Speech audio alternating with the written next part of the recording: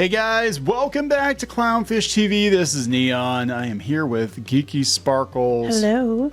We won! I guess. Hollywood is actually so afraid of YouTubers that they're talking about forming super fan focus groups, and they're taking control of Hollywood celebrities' social media accounts. Okay, but how many news outlets covered this at the same time? Well, it came from Variety, and there were several like Movie Web, and we got The Gamer, and basically they're furious now. Yes. Okay. Then here's the kicker, though, because are there some toxic people that are actually genuinely istophobic assholes? Yes. Is that the majority of people who complain? No. And I'm tired of this stupid mentality that they keep doing this. If you don't like what we like, it's because you're toxic and no one should listen to you. And my next thing is, if people were the vocal minority, companies wouldn't be listening. So shut up, sit down, suck your thumb, change your Pampers, and grow up. Yeah, so let's talk about this, because the media that has controlled the fandom for the last 8-10 years now, they're big mad. I guess that's the word I'm going to use, because what's going on is this goes along with the pivot away from DEI, I think, and I guess normal companies, excluding entertainment. Now, basically, they're like, yeah, Hollywood listens to the fans. They're afraid of YouTubers and backlash, and now they're considering actually putting together focus groups to try to get it right before they drop it. Which tells me that they're losing money, which tells me that's exactly what that the general public walked it cannot be destroyed by the vocal minority at the same time. There's no way. It had to be that the majority left, which is why studios are panicking. So let's talk about this. This is really interesting stuff, and it sort of does confirm some of what we've seen. Like in the last year, it seems like there were a lot of reshoots with movies. Mm-hmm. It seems like going back to Inside Out 2, that there were notes being given to the creatives on Inside Out 2, like, hey, frankly, make it less gay because it's a kids movie and it's going to cause issues and we're going to lose money. Don't do it. We're seeing projects get canceled, but the takeaway is not the correct one from the people on the other side of it, right? Actually, all this... I said they're the vocal minority. Yeah, they are the vocal minority. Again, none of this would have any effect if it was just a bunch of angry middle-aged men ranting on YouTube, right? It would just they would scream into the void. That's what we've been told. We've been told for the last 10 years, they're the minority, guys. They're the minority. And it turns out, no, actually, they speak for the super majority of people. It's just that you don't know that because you're too busy catering to LA and Portland and Brooklyn and, And their idea of toxic is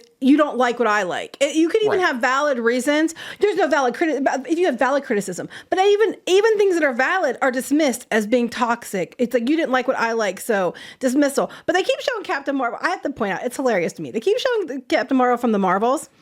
And it's funny because no one went to see this movie, including women. And the biggest audience for this movie was men. It was men. It was men. Yeah. But no one cared. No one wanted to see it. They didn't want to go. It was dudes who went, and my son went, and he actually said it was better than the first one. But, it wasn't great, but he said it was definitely better than the first one because she didn't act like a block of wood in that one. Yeah, but the damage was done. And the thing is, it's like the general public didn't go, including the audience you wanted. Did the ethnic people go? No. Did women go? No. I mean, some did, but in the numbers you expected, no. The target demographic was men, and the biggest audience you targeted women in this, but Marvel's target demographic is men. And the biggest audience that showed up were dudes. And you're still mad. Yeah, that's basically, and we'll talk about this. Before we get into it any further, we're into it pretty far. Before we get into it any further, so much to say. Please subscribe for more pop culture news, views, and rants. Guys, you get woohoo if you do. Woohoo! So the problem goes back at least 10, 12 years where we had a lot of gatekeepers in nerd culture, the journalists or whatever, and social media influencers, and they wanted to change the audience, right? They weren't happy with the audience that most geek fandoms had. They wanted to make the audience different. They wanted to reshape the audience in their own image. Now, that does not mean that geekdom has ever excluded anyone, nor should it exclude anyone. But we have a lot of people, unfortunately, that came in during the Tumblr era, especially, that were tourists, right? These were people that really didn't have a lot of interest in this stuff. They just wanted to be part of a scene, or they were like, oh, I'm into the movies, but not the comics, but now I'm going to dictate how the comics are. And then eventually those people kind of filtered out. They became community managers, social media managers. They wound up working in comics, working in games, whatever. And we're seeing the end result of all this shit, right? That you've tried to change the audience, and the audience actually ran away. The old audience ran away. You did not replace your old audience with this new audience, this phantom audience that you've been chasing. And now the whole thing is imploding. Like, all this shit's on every level. Like, Marvel's imploding. Star Wars is imploding. Video games are imploding. Tabletops imploding. Comic books. Yeah, it's all blowing up. Yeah, and I know, not in a good way. And then they're just like, oh, it's because you're all racist. It's like, well, then I guess the whole fucking world is racist then, okay? I guess they're all sexist, they're all misogynistic, because the majority tuned out, which says that the people you don't like were right. Yeah, and that's it. And they can't stand it, because at the end of the day, what's the saying that your family has, the wishes and butts and nuts? Oh, it was actually from Wings. It was from Wings, yes, okay. It was. If some butts for candies and nuts, we all have a wonderful Christmas. It came from Wings. Yeah, so they're talking, of course, Amandla Stenberg and her harassment and Okay, do I think that there are people out there that do these things? Yes. Do I think that they're indicative of the people that you keep labeling as toxic? No. Do I think that's the majority of people who don't go to these things or like these things or have criticisms? Hell no. I just don't understand. I saw a tweet today on, I think it was Grum's posted. There was the money guy for Ubisoft was basically like, how dare you? If you don't like a product or whatever, don't say anything about it. But you should kind of support us anyway. Or we don't understand why people are getting so angry about things that aren't for them. I'm like, you're the money guy, right? I mean, this is what this is about. They basically, studios tried it your way. They actually gave people more chances, I believe, than they should have had, because we've had disaster after disaster after disaster. Now it's like, hey, oh my God, guys, we've been lied to. I think a lot of these studio heads are like, we have been lied to. We thought these influencers and these twidiots and these journalists were the tastemakers, and they had their finger on the pulse of fandom. In reality, they wanted to change fandom. And then they were like, these studios were just, dismissing people like us, as haters or whatever, and then we were the ones that were right. So, I love this. I love this. Oh, my God. In other words, the Acolyte was the latest high-profile target of toxic fandom, a catch-all term for when fans' criticism curdles from good faith dissatisfaction to relentless, negative, often bigoted online campaign against either the project or its stars or creative leaders. Okay, whatever. Some people do that. Majority don't. But that doesn't mean that's the majority of people. People didn't watch. The problem that happened to the Acolyte was, in general, people weren't interested in the show. Yes. And the viewership declined. It did not do well. They were talking globally. So people in other countries who aren't white didn't like it either. So you can't keep using this toxic fandom. And I love how supposedly, those people don't have any power. They're just loud to, somehow they single-handedly caused everyone in the world to not watch a show. Schrodinger's fandom. Yes, you can't have it both ways. Yeah. And I'm tired of this toxic fandom because it's like Yahtzee. It's like, you're an alt-right Nazi. It's thrown around constantly, and it means nothing. It just means you don't like what I like. You're horrible. And I'm tired of it. They're angry because the studio system, the journalists, they can't control the narrative anymore. Somehow we're poisoning the enthusiasm. I thought no one listened. Yes. I thought no one listened to us. I thought no one listened to the quote unquote toxic fandom. So globally, the small channels somehow poisoned all the audience for the show. That is ridiculous. Fewer people watch. I mean, here's the thing. They said in a franchise economy increasingly dependent upon established audience devotion to drive the bottom line. Okay, well, then you give the majority what they want. But they're not. They're catering to this vocal minority. The threat of toxic fandom poisoning that enthusiasm has become a seemingly intractable headache for almost every studio. It's only getting worse. Or here's the thing. A lot of these fans, they tried to tell you what was wrong up front and you didn't listen. Mm-hmm. And then you called us Nazis. Occam's razor, guys. Whatever is the easiest solution is what it is. People walked away. People didn't care. General apathy. Because they're tired of your agenda. They got tired of subpar shit. They got tired of everything being changed, just for the sake of, the actual vocal minority. They got bored. They knew up front that it was going to be crap. Or even if it wasn't, they assumed. We saw it with Haunted Mansion. Our son said The Marvels was actually better than Captain Marvel. Things like that did not do well because people assumed it was going to suck because of what we've been given previously based on what was being pushed. And the thing is, it's like, that's you guys. That is on you. That is not on the majority of people. You're the vocal minority. Sit and spin. So this is a marketing executive at a major studio. It comes with the territory, but it's gotten incredibly loud in the last couple of years. Maybe because the product has gotten worse. The product sucks. And it's not just the product. And this is the thing. This is the thing. It's not just the product. It's the drama around it. In their attempt to put the genie back in the bottle, they've made things worse. They actually keep throwing kerosene on the fire instead of just putting the product out there and letting people decide, hey, watch it, don't watch it, whatever. They preemptively call you bigots, Nazis, racists. They let the actors and showrunners and stuff go out there mouth. and completely insult the fandom. Yeah. You want the fandom because you want to use things that are established, but then you want to change everything about it to make it appeal to you. And then you tell everybody else that they're terrible people if they don't like all the changes that you make to it. Again, I thought nobody cared what YouTubers thought, right? Mm-hmm. People are just out for blood regardless, he said, or she said. They think the purity of the first version will never be replaced, or you've done something to upset the canon of a beloved franchise. Well, in some cases, they deliberately whack the beehive and then they brag about it. And they're going to take you down for it. No. Yeah, because, like She-Ra, for example. Yeah, they bragged about it. That was their marketing. Their marketing was, we're going to make the old fans upset. We're going to... Neener, it's ours now, guys. We're going to make you angry. We want you angry. No, you fucking started it. Yeah. I'm not saying... We're going to fucking finish it. You fucking started it. You're marketing people. I'm not saying this person in particular, but that attitude... That there are people that just put stuff out there, hit or miss, sequels are good, whatever. You got different people involved. Even going back to the 80s, we had sequels to movies and stuff that weren't as good as the original because you had different creatives involved, whatever.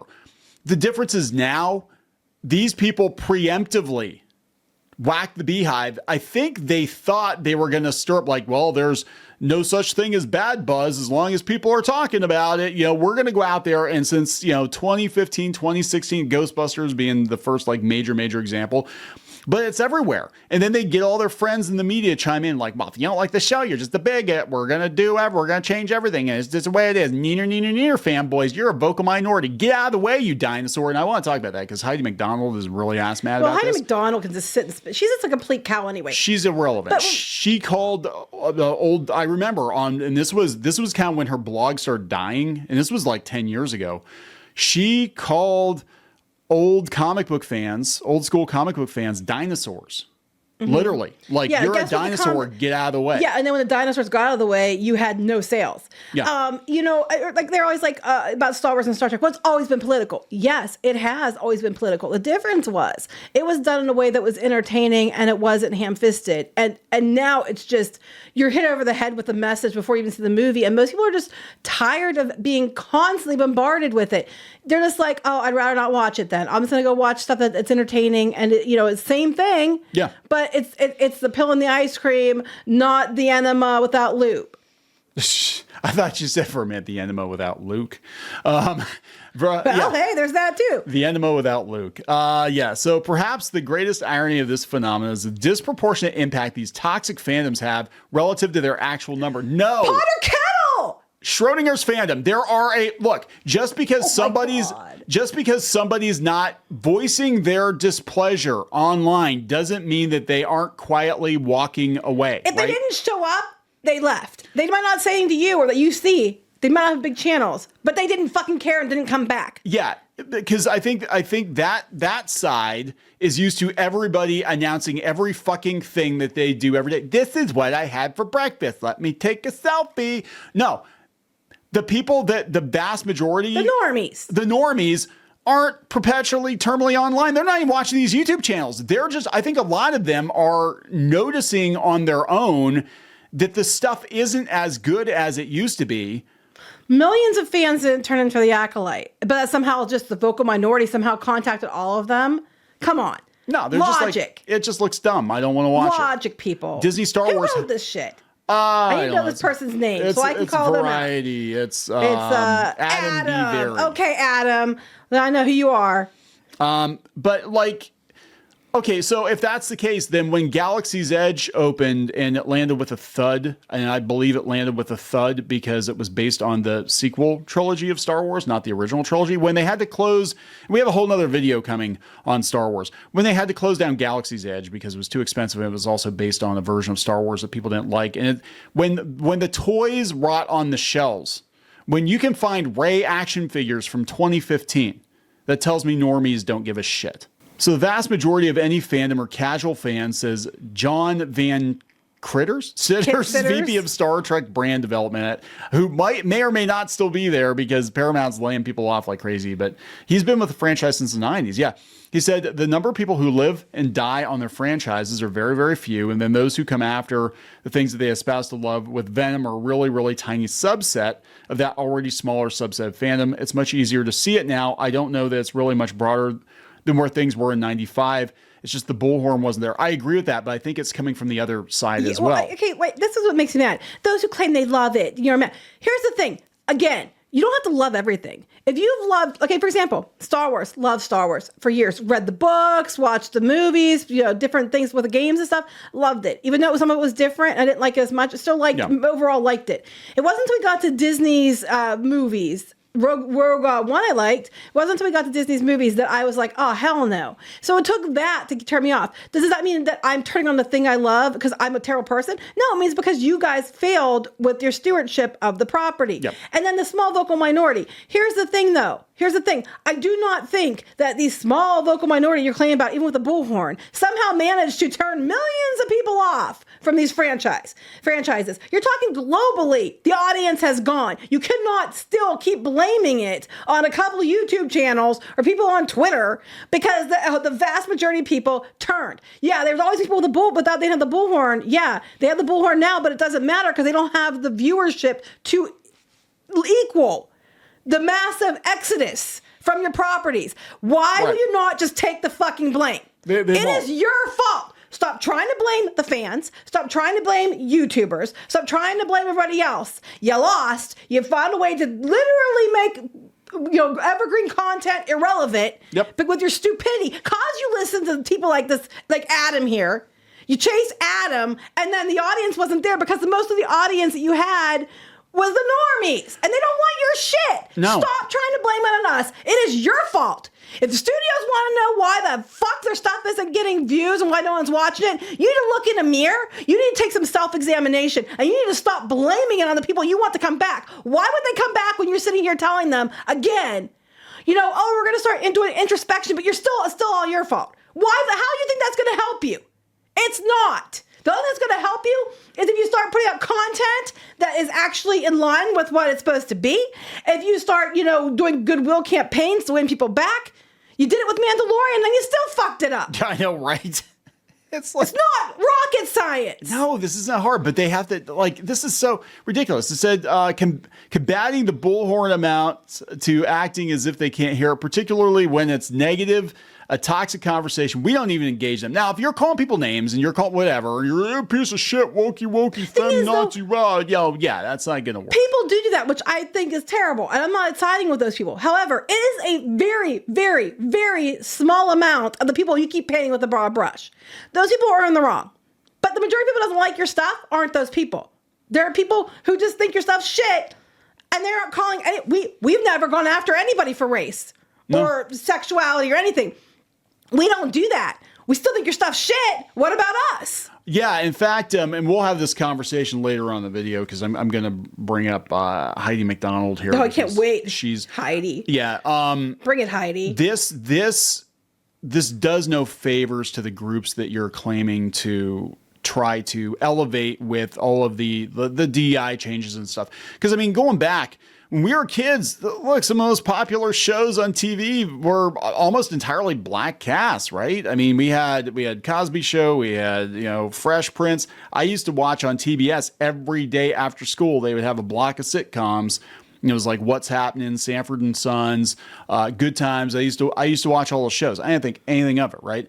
But then in the last couple of years, like everything has become so hyper fixated on race and sexuality and all that. And they've, then the worst thing they did was they started race swapping a lot of characters and then blaming the audience when they would get mad, or they would, even people who change are the sexual white identities. would get mad because they're like, or one straight, because they're like, basically we're getting a hand-me-down. Hand-me-downs. We're right? doing our own thing. It's kind of insulting. And so then, then because of that, because of these poor choices, more often than not, led by or instigated by white people, liberal white people, these poor choices, then audiences were attacked. It's like, okay, we're McDonald's hamburgers, but we're going to stop selling hamburgers. We're going to start selling tacos. And if you get angry, you're a bigot because you don't like Mexican food or something. You know what I'm saying? It's so stupid. And even these comments, they're like, well, we don't like toxic people. They're okay? completely out of touch. But Grace, go back up for a minute though. We don't like toxic people. Okay, yeah. But that's not the majority of the people. You're basically to not blame yourself, to take no blame, to basically just like say that it's not you. You literally just do everything you're complaining about, bigotry and all that stuff. You do to the audience who doesn't like your stuff. It's just because you're straight white men. You're bigotry. Thing is, a lot of people who don't like your stuff aren't any of those things. Yeah. But you just blow them off as if they are, and you marginalize them again in their name, saying that you're doing it for them, but you're not, because you're not even listening to them. And then you're talking about, well, we like comments that are positive, and with toxic people, you can't give too much oxygen. But any criticism at all, is immediately labeled as toxic and negativity. So basically, you're like, we'll listen to stuff as long as it's positive. But how can people give you how can you any criticism is negative? So you view it immediately as racism, sexism, whatever. Yeah. Any criticism, even valid criticism, is immediately dismissed as that's a toxic fandom. So how can you have positive? Basically, we only want an echo chamber. It's going to tell us we're doing things right. Because if people tell you you're doing things wrong, you immediately label them and dismiss them. And that's what you're just doubling down on in your own comment. Why have things escalated to this point? Because when fans politely tried to tell you they didn't like a thing, you pointed and laughed, and you set your media lackeys on them, and you tried to paint everybody as being bigots. Like even to this day, Last Jedi, they keep Kelly Marie Tran and John Boyega were harassed. It's like, no, maybe people didn't like the movie because they destroyed Luke Skywalker. Maybe they didn't like the movie because it didn't, for so many other reasons. And it always comes down to, and this is again talking about, doing a huge disservice to minorities and marginalized groups. You're using them as meat shields for your shitty project, and then you throw them under the wheels of the people that like Obi-Wan because of Moses Ingram. I'm like,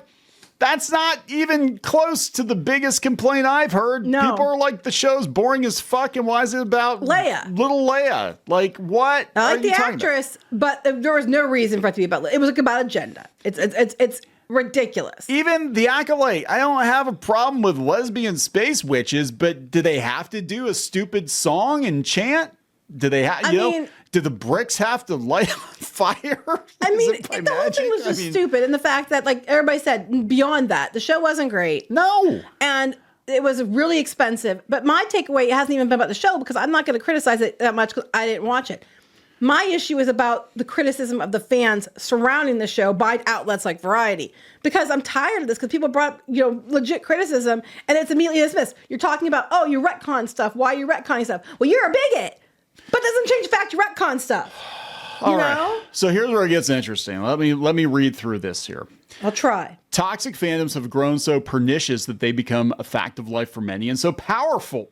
I thought we were barely. Wait, how are we the vocal minority? I mean, I thought, well, how are we powerful but yet the vocal minority? And so powerful that while talent, executives, and publicists will privately bemoan the issue, fear of inadvertently triggering another backlash kept several studios from speaking out for the story.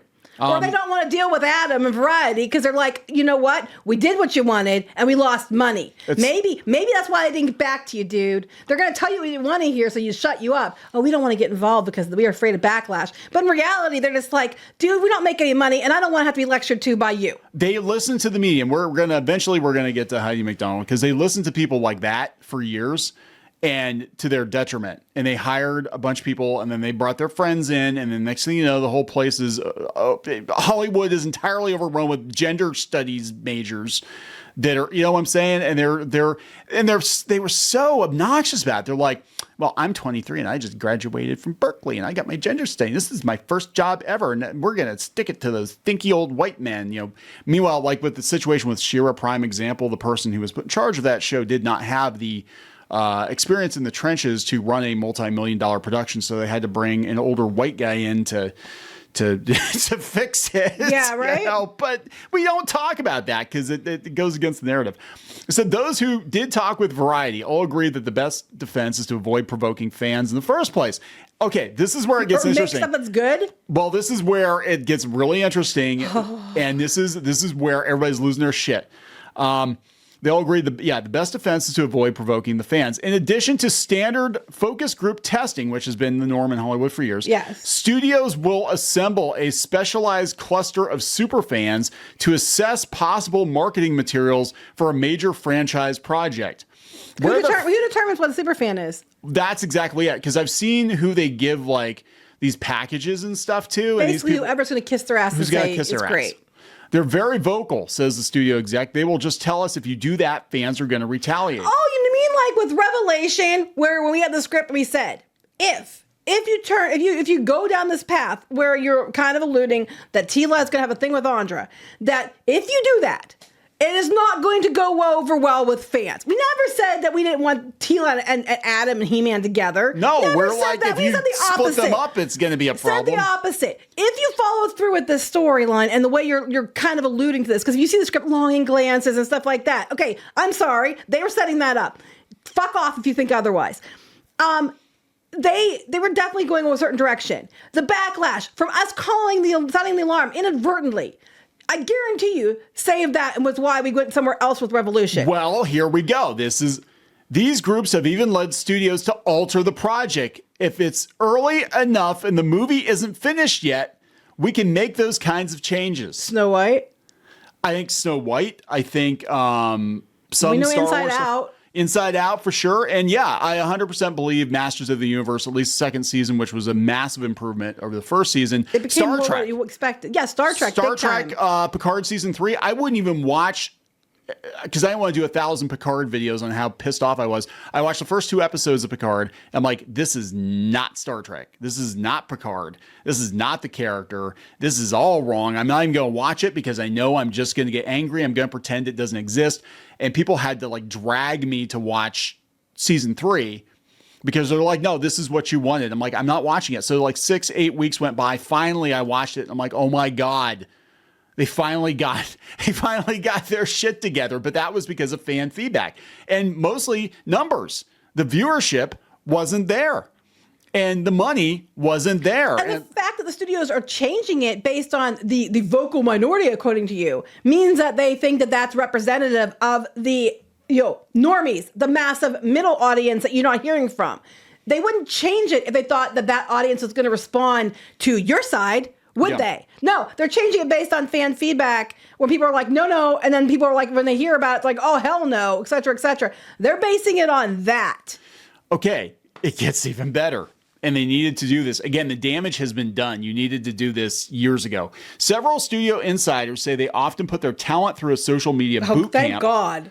When a character is intentionally challenging a franchise's status quo, studios will, with the actor's permission, it's probably in their contract, will take over their social media accounts entirely. Well, they didn't do it for Amandla. They didn't do it for Amandla. They definitely didn't do it for Rachel Zegler. I mean, she needs to stop talking. She's not doing them any favors. When things get really bad, especially involving threats of violence, which, again, never cool. I don't ever think that's cool. Do I think it happens? Yes. Do I think that it's the majority? No. It is literally like, thousands of people, like a couple people that are doing it. And then they blame everyone. And they use it like, you're all mad at me because you're all mean and you shouldn't be listened to because I got threats. That might even be from your own side, trying to make the other side look bad. Yeah. Yeah, I think that there are many layers to this. And I think it basically all comes down to Hollywood and people, it might not even be the studio proper. It might be just individuals and marketing people or whatever trying to justify their existence, trying to save their job. Like, oh my God, guys, you need us. Cause look at these bigots and Nazis that are coming for oh my God, you need us. We're the solution. Just like the DEI consultants, sensitivity consultants. Look at this non-existent problem that only I can solve. I know. And it's like, again, it is a tiny percentage. Don't ever do it. Do not send threats to them over a show. That's ridiculous. Do not threaten to kill them. Do not dox anyone. Doxing is absolutely unnecessary and uncalled for, ever. So yeah, they said that, they have to scrub information because they don't want people doxed. Some cases were particularly egregious. They said a direct response has been necessary, and they're talking about Moses Ingram again. Hundreds of racist comments. Where? Hundreds from hundreds of messages. Okay, how many people actually sent those? Because you can get hundreds of messages from 2 people. Lucasfilm posted a statement. Yeah, they did, but they didn't post a statement. For Gina Carano when there was all kinds of evidence about her being harassed, and she was her with the pronouns, and her response was very diplomatic, and she's like, "I don't want to put them in my bio, but I really respect that you do, and I'm against bullying, so if I'll side with you." And then she took months of harassment, provable. Lucasfilm did nothing. So, how much hate did Lucasfilm get when they pulled the plug on the Acolyte? But that probably came from Disney. Because again, I think these studios are God. This ad rewriting Ripley was like from someone who was tied to Lucasfilm. Yes, it's all manipulated. So let's go out to some of the reactions. Suck it, Adam.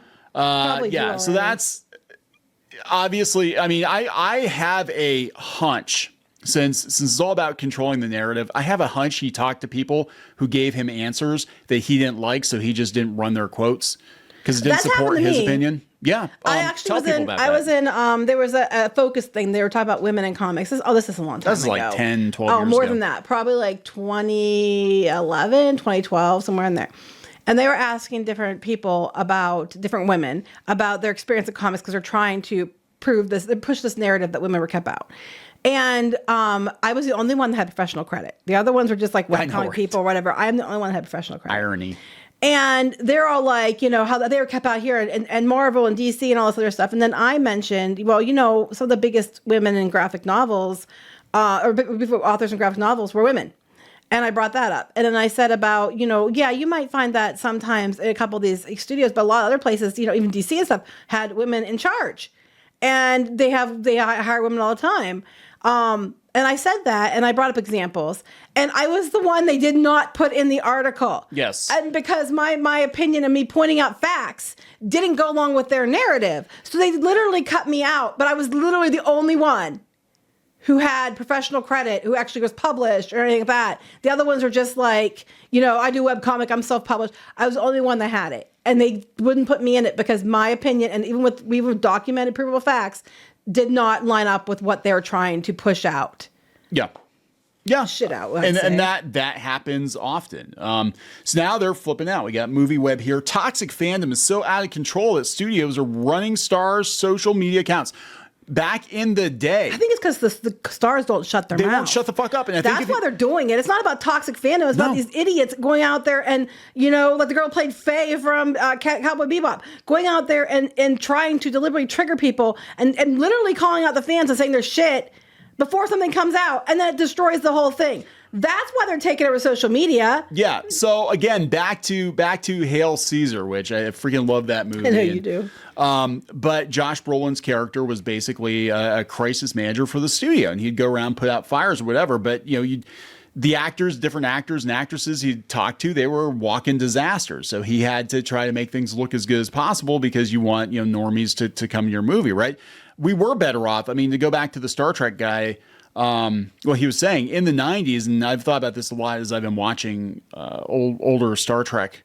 I think if some of those stars, knowing what their politics are current year, if they had access to social media, I don't think those shows would be as popular as they are now. No. I think they would have poisoned the well. Because they had a bullhorn that didn't exist then. Yeah. They're like trying to blame fans about their social media accounts. This isn't about the fans. This is about these actors going out and these showrunners and stuff going out and trying to do damage before the show even comes out. We saw it with Dungeons and Dragons. We saw it with She-Ra. We saw it with, obviously Brie Larson. We've seen it with several different people going out there, and they immediately target fans.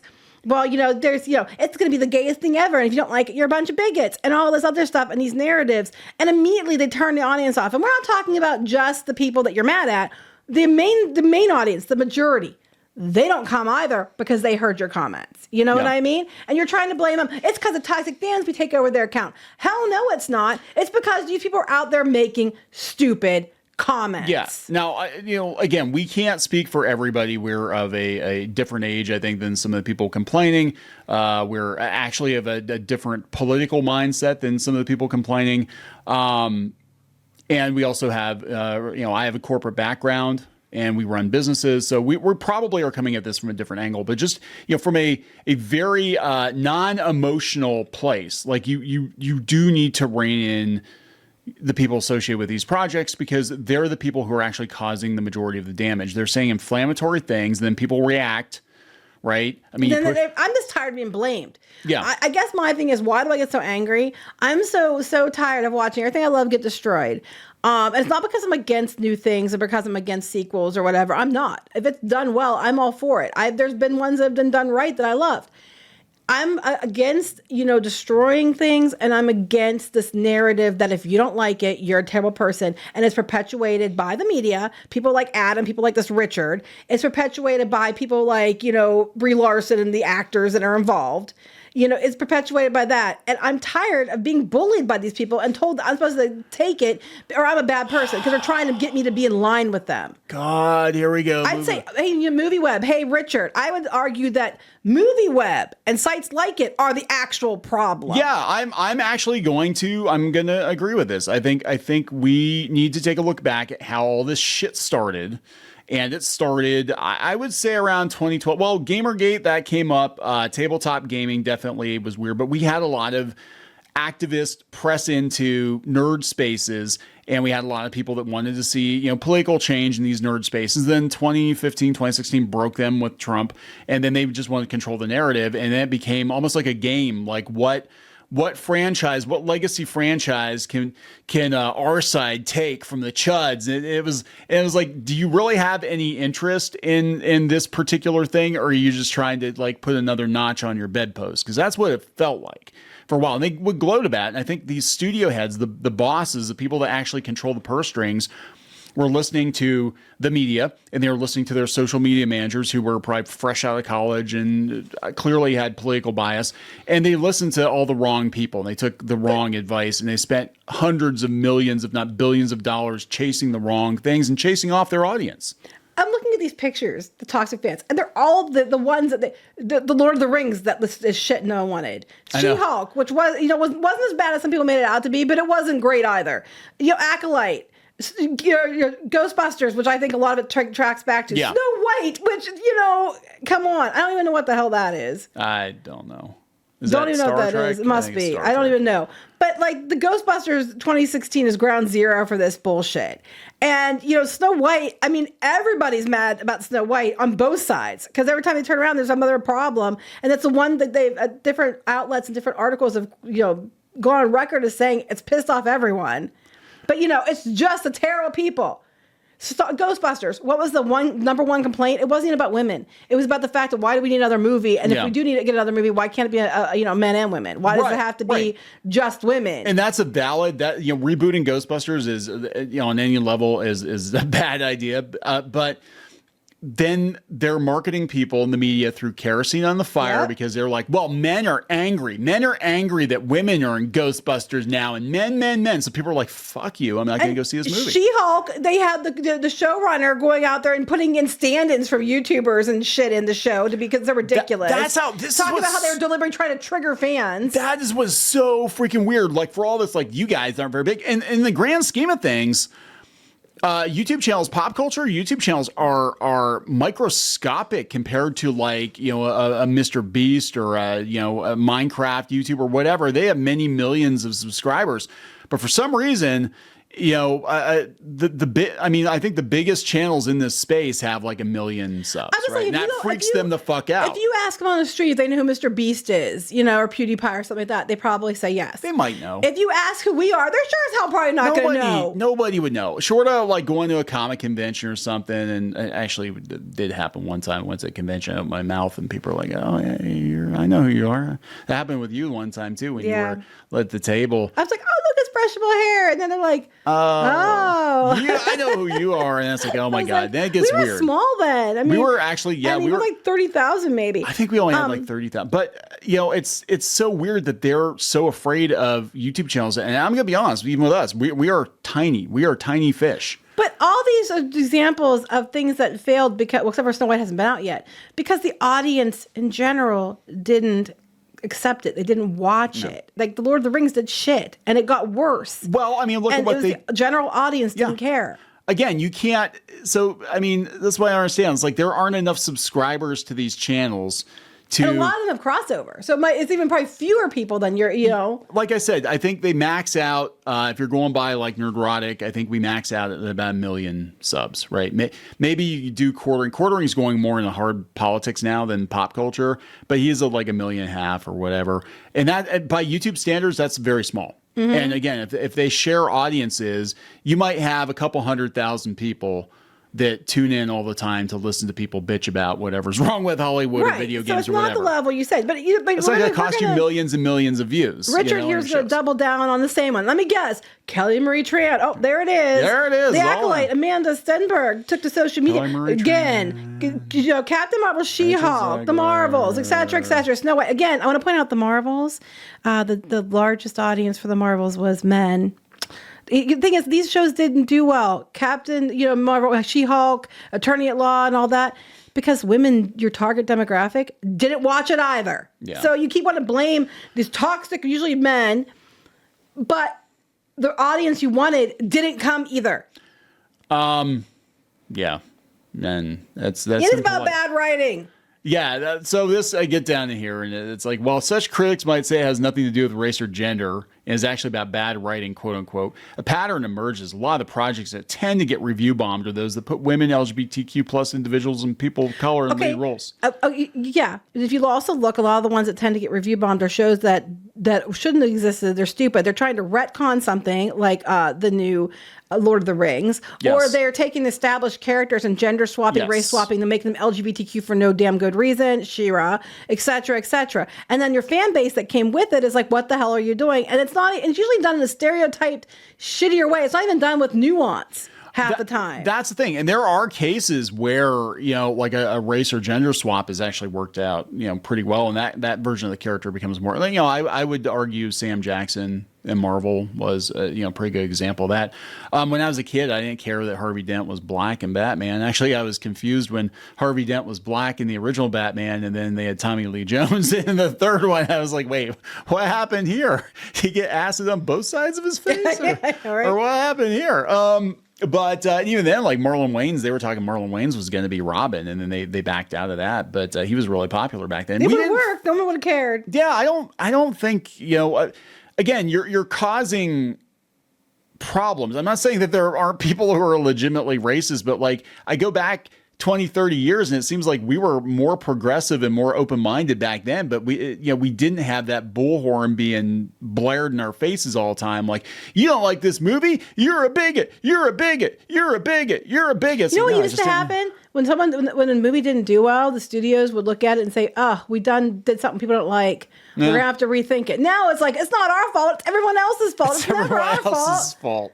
It's not, it can't possibly. And I think that's a difference. I think responsibility, people. Yeah, I think it comes down to the people that they're listening to, the young people that they have in charge who cannot be responsible. They cannot accept the responsibility for failure. And we had a bunch of older people that didn't want to be bothered with the social media and with whatever, and they weren't paying attention. And so they probably, I've seen this, where you had people that were maybe, they worked in IT or something, and they were pulling a fast one on the CEO of a company or whatever, because they didn't fully understand how this shit works. So they could just kind of gobble the, spin them a bunch of shit. And with social media, especially in marketing, you can just be like, because this is the audience, and here's a survey from whatever that says blah, blah, blah, blah. But at the end of the day, the accountants and the CEOs are going to look at the numbers and be like, what the fuck happened? And YouTubers are telling them what the fuck happened. What happened was 5 or 10 years ago, you decided to listen to these idiots and change everything. And then this is what you get. Right. Well, let's go. What's Heidi going on about? Because you keep hearing about Heidi. She retweeted this person here. I don't know who this is. Rebecca Witherspoon, book updates. No idea either. Solution to the problem is not canceling shows with a diverse cast. It's ignoring bigots and supporting your cast.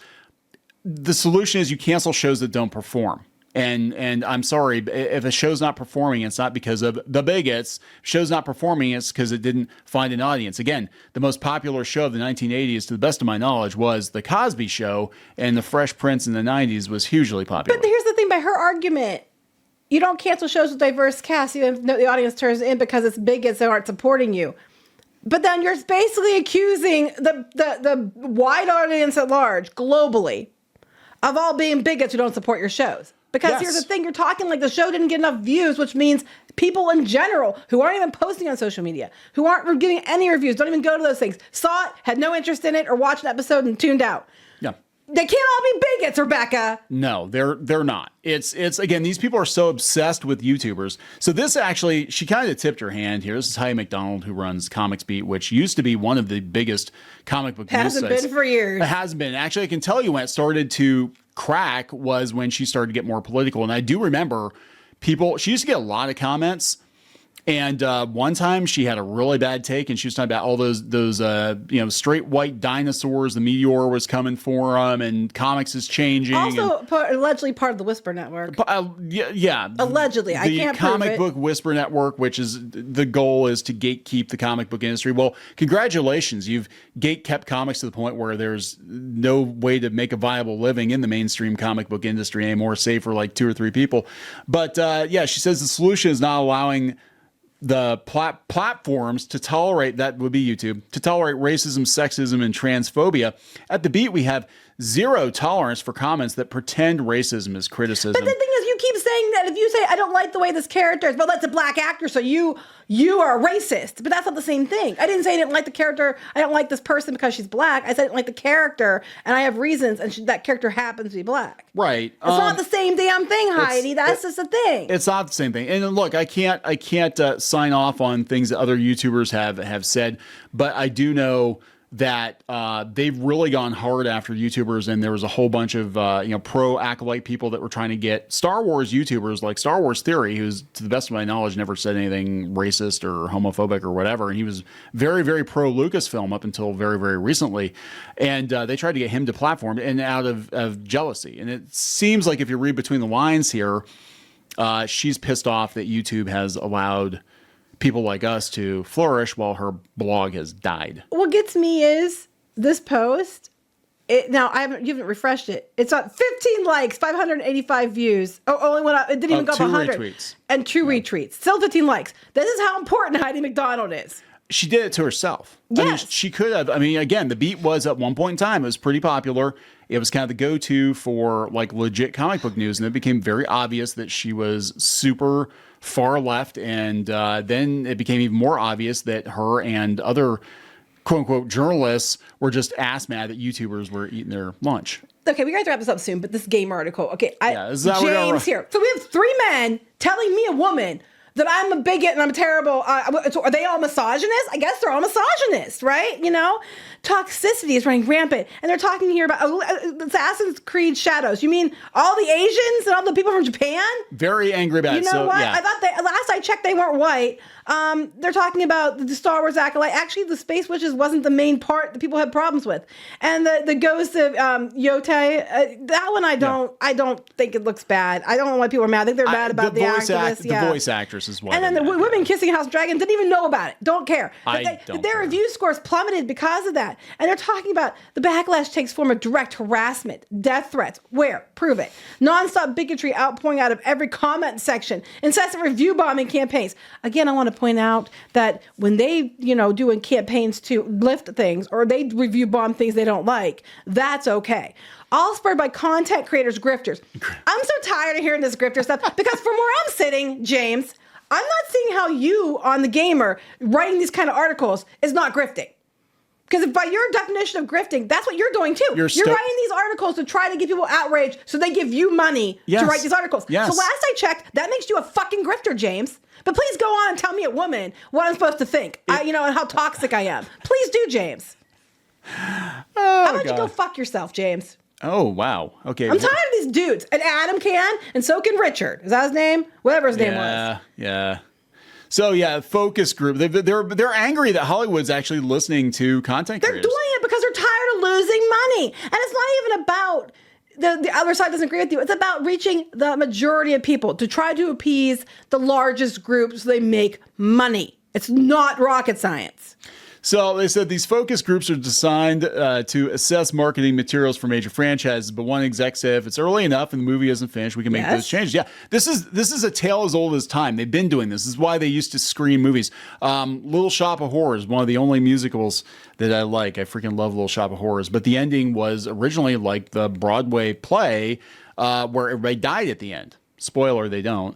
But they filmed that ending and they had a test screening and people loved the movie until the ending and they're like, oh my God, everybody dies. This sucks.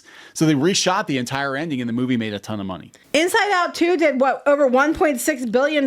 Yeah. Because they made sure they stopped it from going a certain direction and to appeal more to families. So are all those families bigots? And the studio bigots? Is Disney a bigot? Because they course corrected it to make sure they made money.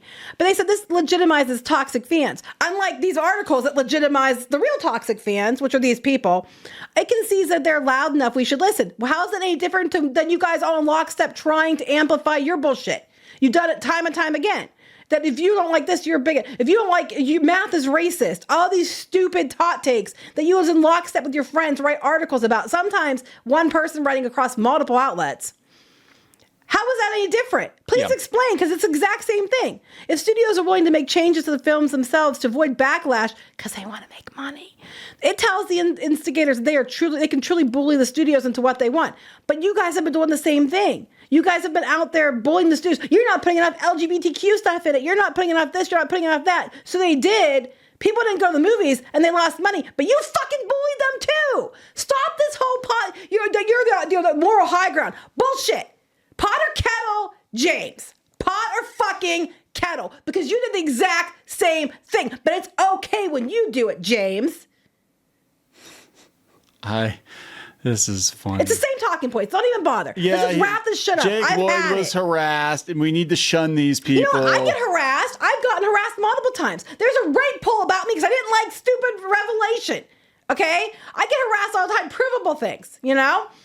And, you know, it's okay. That shouldn't be allowed to happen, right? Because I'm a woman, but it does by people that you support, James. Oh, my God. He's going into Star Wars theory needs to be held accountable. Why? Why is it his fault? Why? He made an entire video belittling Daisy Ridley for speaking out against toxic fans. I don't think actually that wasn't actually the way the video went. He probably just looked at the thumbnail and whatever. It puts the spotlight squarely on an actor who was so anxious filming The Last Jedi that she developed holes in her stomach wall. Ouch. But don't do the job. There's no thought or care about what riling up an entire fan base for views might do to the people they're targeting, and certainly no repercussions. Says the person writing this article. So these people have been writing articles and shit for years saying anyone who disagreed with them was a literal Nazi and you always punch Nazis. And it actually has led to violence. I mean, people have been doxxed, harassed, threatened. Jeremy Hambley, the quartering, got punched at a convention. People have had swatting attempts. Our friend Peter Samedi. Peter, he's never had an unkind word for anyone. I mean, he's a very, very nice guy. And, he's a great guy.